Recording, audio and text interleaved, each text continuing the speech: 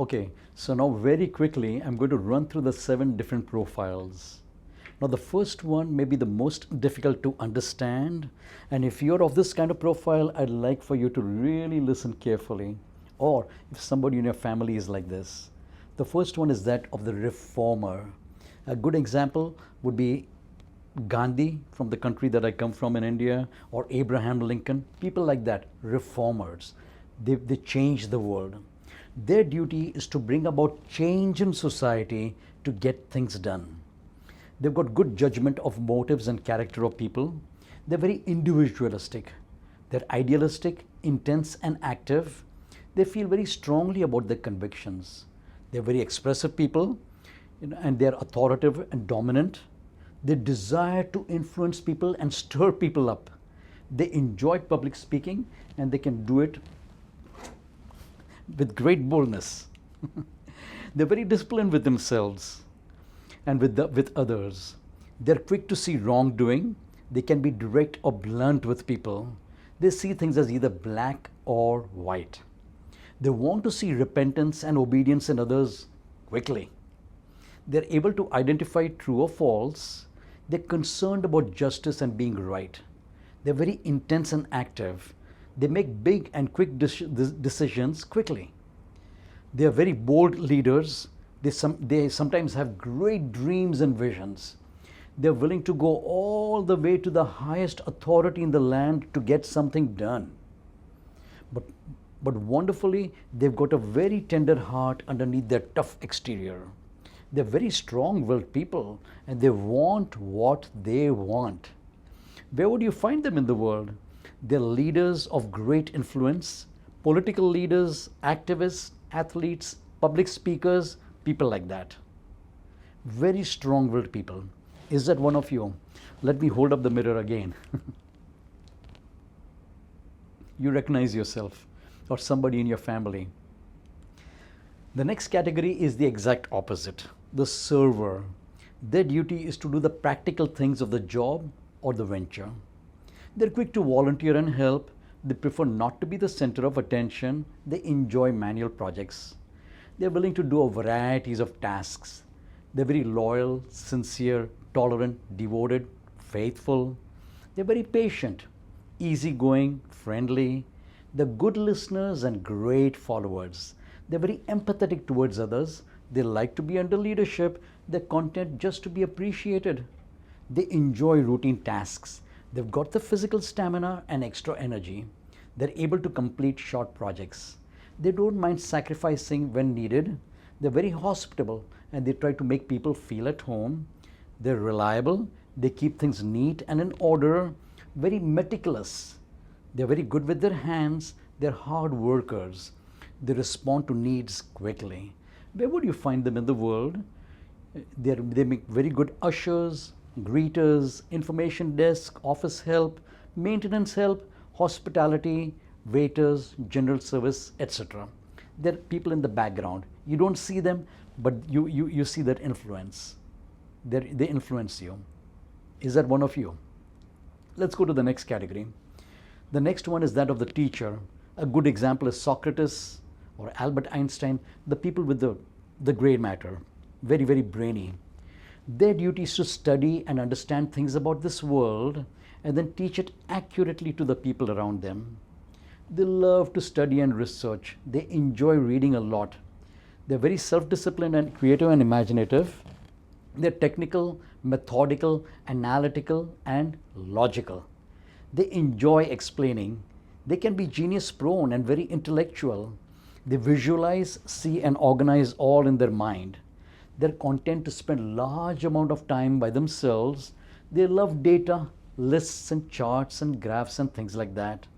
When they make decisions, it's always based on facts. They're very objective and realistic. They're thinkers and meditators. They like to search out truth with a capital T. They're concerned about detail. They want words and statements to be accurate. They distrust information unless they check it out. They like to present the research and findings and have strong convictions based upon it. Dependable, strong-minded. They're very independent and self-motivated. What kind of categories of service would you find them? Teachers and tutors, instructors, professors, writers, lawyers, philosophers, accountants, scientists, programmers, people like that. A lot of intellect. Let's go to the next category. The next one is the encourager. Their duty is to encourage personal growth through practical advice and encouragement. They enjoy motivating people to do their best. They're good listeners, good expressors and talkers. They're good at practical application. They like things done in an orderly manner. They're cheerful and enthusiastic. They delight in helping others identify the problems as well as the solution to that problem. They're very positive minded. They like people to get along and be in unity. They want to see people reach their full potential. They enjoy meeting new people. They can be extroverts. They don't mind being the center of attention at all. They're able to be around people for long periods of time. They're very accepting of others. They enjoy working with others. They like good feedback. They get inspired by visible responses from the listeners. They make very good communicators. Where would you find them? Counselors, discipleship makers, trainers, teachers, speakers, fellowship builders, salespeople, human resources, that category. People that work with people. Let's go to the next one. The next one is the giver. Good example would be multi-billionaires like Bill Gates or Warren Buffett or people like that with loads of money. Their duty is to give of what they have, not necessarily money, to give of what they have to see the needs met. They're very well-rounded and moderate. They're not easily bribed or coerced or pushed into doing something. They're very level-headed. They've got very few mood swings. They're not overly extrovert or introvert. They can function as either. They're very stable and balanced. They can work with people or they can work alone. They're very disciplined, efficient and conscientious. They like everything and everyone to be at peace. They're good negotiators for peace by helping others share till agreement is reached. Easygoing, laid back, they don't get hurried. They don't push themselves onto others. They're not overly expressive or introspective. They've got very good business skills. They make wise financial decisions, not risks. They're good at making money to live well. They're sympathetic towards legitimate money needs. They want their donations to make a difference. They like their giving to go without recognition. They're not easily fooled. They feel a part of something through their giving, through their financial contributions. They enjoy giving very generously when needed. Where would you see them, discover them? Members of finance committees and fundraising projects, benevolence ministries, philanthropists, business owners, mediators, and negotiators. Let's go to the next category, the administrator. Their duty is to direct resources for the accomplishing of the vision. They're goal-oriented and they can see how things should be. They're well-disciplined and they work well under pressure. They're tireless. They want things done efficiently. They're emotionally stable and self-controlled. They're good planners, organizers, and delegators. They assume leadership if no one steps forward.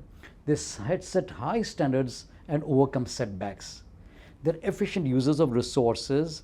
They're strongly motivated to achieve and accomplish.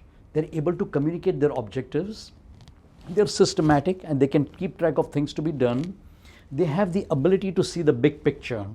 They influence people to get the job done.